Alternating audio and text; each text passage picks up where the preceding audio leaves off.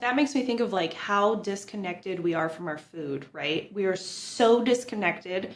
I feel like the system has been very good at just, I don't know how they made that gap. It's only been a few generations and we are just, I mean, our food is here and we're here. And it's so crazy to think, like you're saying, a lot of people don't have that. And so I guess I'm kind of like taking it for granted lately because I just I'm going through these motions like, oh yeah, I'm hatching eggs, but I didn't realize as I was sharing it onto social media, like people really liked that. And I was like, oh yeah, like I guess this isn't a very common thing. I'm just forgetting about that.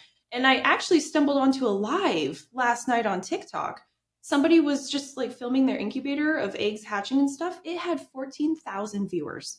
And I was like, oh, yeah, okay, like this is something that people are intrigued in, like a connection to your food that yeah, crazy. It is. It's so crazy.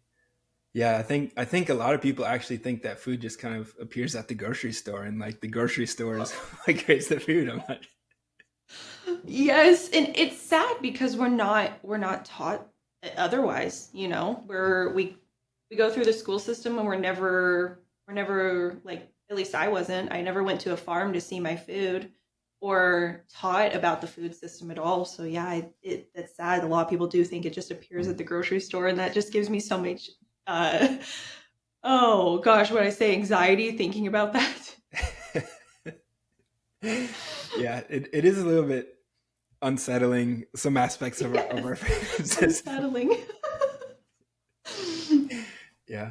But How that's why we're here, right? To help others see that.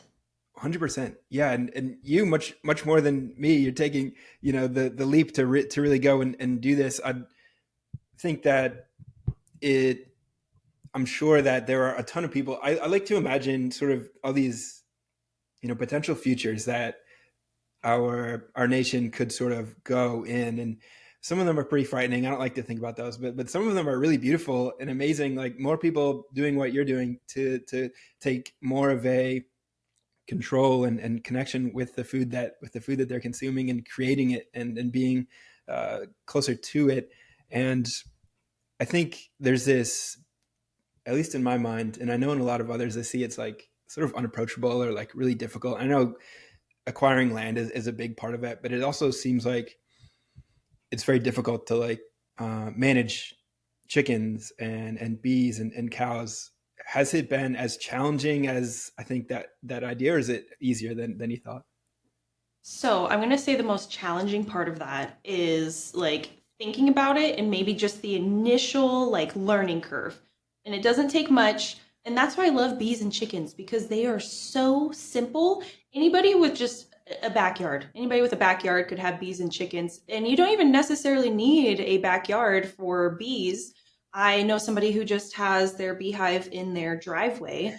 So I think probably psyching yourself out and thinking that you need land. That's something I want to get across to a lot of people. You don't need a huge chunk of land to homestead. And if you just get one or two chickens for your little backyard, if your HOA allows it, if you live in an HOA, and if you do live in an HOA, just move now. But bees, super easy, and that's why I love them. And that's why I'm expanding my chickens and bees this year because I've realized, oh, they're self sufficient.